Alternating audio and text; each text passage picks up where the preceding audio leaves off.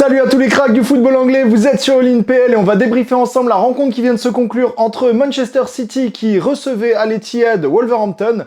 Match plutôt facile pour les Sky Blues, on va en discuter, petite intro et c'est parti.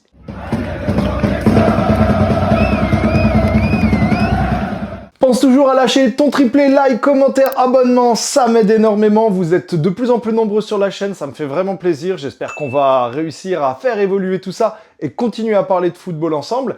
Et là, on va discuter donc de cette rencontre qui a été... Voilà, c'était le deuxième de Première Ligue face à la Lanterne Rouge. On savait normalement que City était favori, mais on savait aussi que City était plutôt dans une période sombre, dans une période assez compliquée, alors que du côté de Wolverhampton, ça allait un petit peu mieux. Ils ont enchaîné plusieurs matchs nuls, n'ont pas tant encaissé de buts que ça ces derniers temps, alors que depuis le début de la saison, c'était très compliqué. Et on peut dire que City est arrivé quand même avec de très bons arguments. Ils sont arrivés très offensifs, avec un pressing très très haut.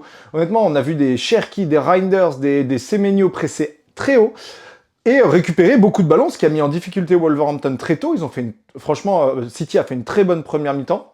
En plus de la meilleure des manières, tu l'ouvres directement avec un but à la 5e, 6e minute d'Omar Marmouche. Donc très beau déboulé de Matheus Nunes qui met un très beau centre et coupé par Marmouche, qui vraiment déboule devant Mosquera, sort de la semelle ce but. Franchement, c'est un vrai but d'attaquant.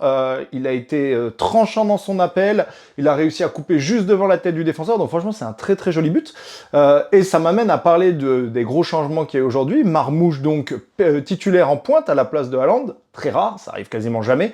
Il avait été déjà sorti lors des deux dernières rencontres, je crois, Haaland à la 70e ou 60e face à United et également face à Bodo Glimt dans la semaine.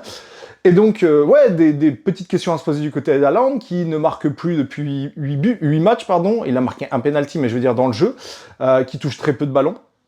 Donc voilà, Marmouche préféré, et Marmouche a répondu de la meilleure des manières, parce que il marque ce but. Peu de temps après, il gagne un penalty, parce que je crois que c'est Mosquera à nouveau, il lui fait une belle feinte, Mosquera touche le ballon de la main dans la surface, normalement il y a penalty, la VAR est revenue dessus, la VAR dit... À mon avis que c'est penalty, en tout cas elle dit à l'arbitre d'aller voir. En général, quand l'arbitre va voir la VAR, le penalty est accordé, mais pas cette fois. Personnellement, je savais pas trop quoi en penser. Pour moi, il y a penalty. Voilà, si ça arrive contre Arsenal, il y a penalty pour moi. Mais dans l'intention, effectivement, on voit que Mosquera n'a pas l'intention de toucher le ballon. Il se fait avoir par la feinte. Malgré tout, ça devrait être penalty. Mais encore une fois, Marmouche récupère le ballon derrière, a encore l'occasion de marquer, donc... Ça s'équilibre, je saurais pas quoi dire, mais bon, personnellement, ça m'arrive à moi, je demande penalty matin, midi et soir, et donc je comprendrai si les Citizens le demandent. Suite à ça, Semenyo, qui également a été préféré, par exemple, à un Phil Foden, a marqué un beau but. Honnêtement, Semenyo, je le trouve dans le jeu un peu absent, on a tendance à l'oublier presque sur le terrain, mais dès qu'il touche le ballon, c'est explosif, quoi. Le gars, il a eu une grosse occasion en deuxième mi-temps également, il a mis une barre transversale, je crois. Mais un ballon touché, un contrôle, il se met dans la bonne position, Cherki donc lui transmet la balle, juste sur son contrôle, il efface son vis-à-vis, et il place un magnifique plat du pied filet opposé, franchement, très très beau but. Et on peut dire, voilà, c'est ce qui manquait aux ailiers de City, les Savigno, les Doku, c'est des très bons joueurs de ballon, mais c'est des joueurs qui ont souvent du mal à la finition, même si Savigno, on va le mettre un peu à part. Donc ça fait du bien, je pense, aux Citizens d'avoir un joueur tranchant comme Semenyo qui, en une touche de balle, un peu à la Haaland, est capable de se mettre dans des vraies positions de frappe et de marquer les buts. Donc c'est ce qu'il fait très bien, son premier but en Première Ligue. Il avait déjà marqué donc 2 buts en Cup sur ses 2 premières entrées, donc voilà, efficacité au top de la part de Semenyo. 11e but sur cette saison, je crois, en Première Ligue, en comptant évidemment les buts de Bournemouth avant. Donc très bonne rentrée de sa part, donc Marmouche, remplaçante habituelle, qui marque, Semenyo, nouveau, qui marque.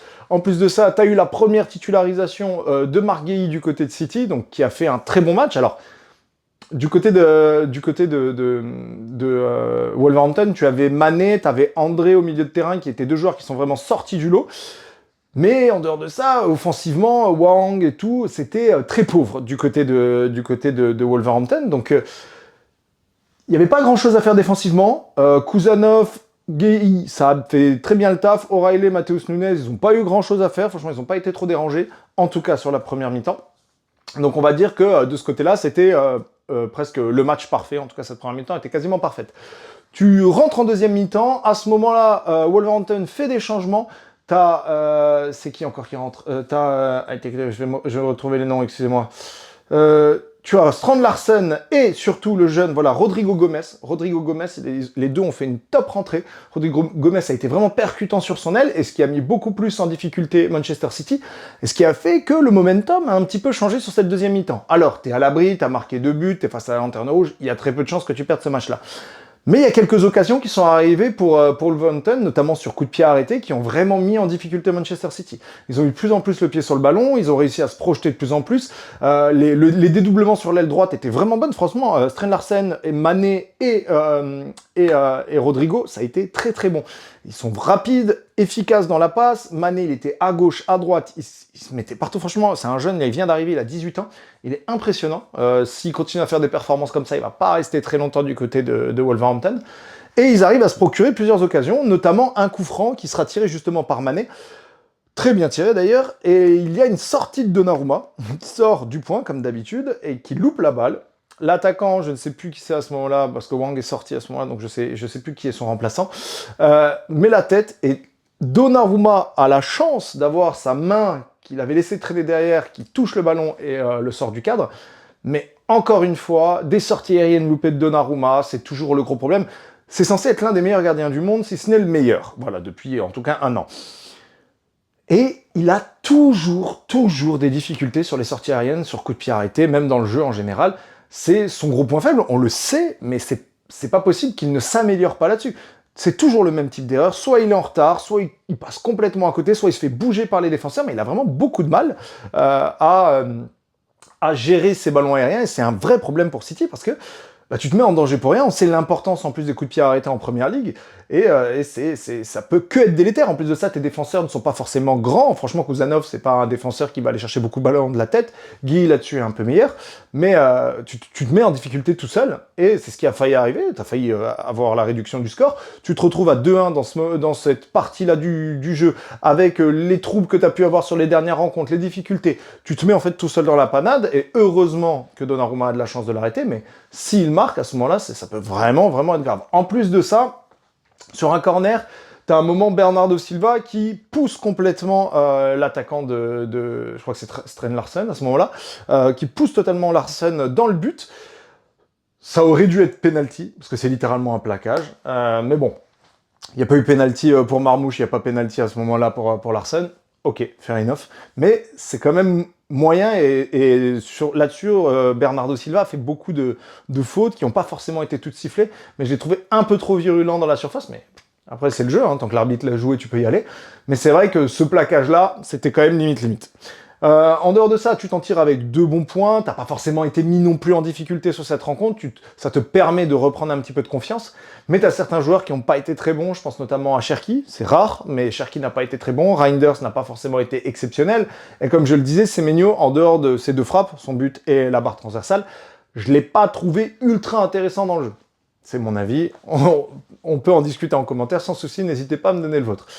Donc City passe à 4 points, enfin n'est plus qu'à 4 points de retard sur Arsenal en attendant la rencontre face à Manchester United. C'est des bons points pour City qui était plutôt en difficulté. En plus, avant de rencontrer Galatasaray, qui va être un match décisif quand même pour cette phase de Ligue de Champions League, c'est le dernier. Actuellement, tu es en dehors du top 8. T'avais besoin d'engranger de la confiance, ce que tu viens de faire.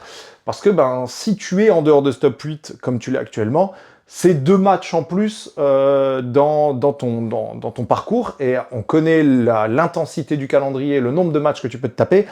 T'as pas vraiment envie de te les prendre, ces 2 matchs en plus. Donc ça pourrait être négatif pour City, donc l'important, ça va être cette semaine. Ce match face à Galatasaray, va vraiment falloir être sérieux là-dessus. Je pense que la titularisation de Marmouche, c'était une très bonne chose. Le mec revient d'une canne qu'il avait plutôt bien faite. Il a les crocs, on voit un Haaland un petit peu hésitant ces derniers temps, un petit peu en difficulté. Je pense que de passer un petit peu de temps sur le banc, ça peut pas lui faire du mal. Foden, sa rentrée est pas top. Haaland, il touche 3 ballons, je crois, on le voit pas du tout. Donc non, franchement, la composition d'aujourd'hui m'a beaucoup plu. Rodri, j'avais quelques trucs à dire sur lui. Je crois qu'il a été quand même un petit peu mis en difficulté sur 2-3 ballons. On sent que il a toujours pas les jambes du joueur Ballon d'Or. Donc on attend quand même le retour de Nico Gonzalez, qui, je crois, de retour de blessure. Je crois qu'il pourrait jouer le match face à Galatasaray. Est-ce qu'il va le jouer? Je ne pense pas. Bernardo Silva, encore une fois, bon, c'est une fouine ce mec, il est insupportable. Mais tu t'en sors bien, tu remportes cette partie 2-0, clean sheet, ça fait du bien mentalement, tu marques 2 buts, tes attaquants ont été prolifiques. Donc tout va bien du côté de City. En attendant la rencontre d'Arsenal, ça peut être des points qui valent très cher. Parce que tu es toujours dans la course au titre, quoi, très clairement. Et ça relance un petit peu tout. Donc très bonne opération des Citizens. Et impatient de voir le match face à Galatasaray. En attendant, j'ai regardé également en multiplex rapidement les matchs de Tottenham et de Fulham. Tottenham qui, encore une fois, perd des points, qui sont actuellement, j'ai pas regardé d'ailleurs le classement, mais qui était 13e, je crois, avant cette rencontre, qui du coup ne devrait pas beaucoup bouger. Tac, tac, tac, 13e toujours. Qui font encore un match nul face à Burnley, actuellement 19e, quoi. C'est dur du côté de Tottenham. Tu venais de récupérer Pat Matarsar, mais qui, lui, n'a pas pu jouer parce qu'il n'est pas encore suffisamment reposé de sa canne. C'est compliqué, voilà, du côté de Tottenham. T'enchaînes, tu marques dans les dernières minutes. C'est Romero qui marque, je crois. Vraiment, dans les toutes dernières minutes, c'est pas possible. C'est pas possible. Et c'est encore 2 points de perdus. Donc, Tottenham, très compliqué.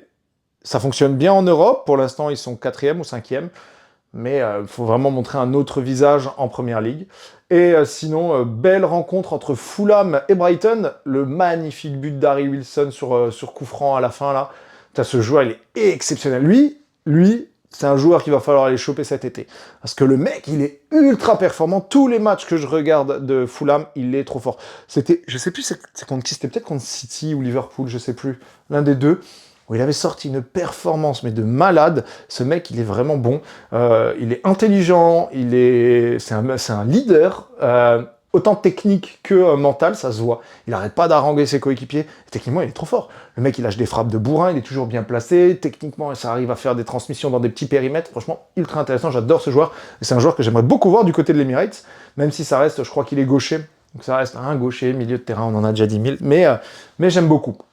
Donc voilà un petit peu pour ces matchs de 16h.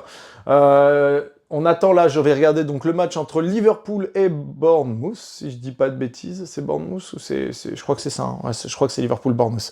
Donc on va regarder ça, on verra si on le débrief ou pas en fonction de l'intérêt qu'on peut y porter. Et sur ce, je vous souhaite à tous un très bon week-end de PL en attendant surtout le match de demain entre Arsenal et Manchester United. Salut mes cracks!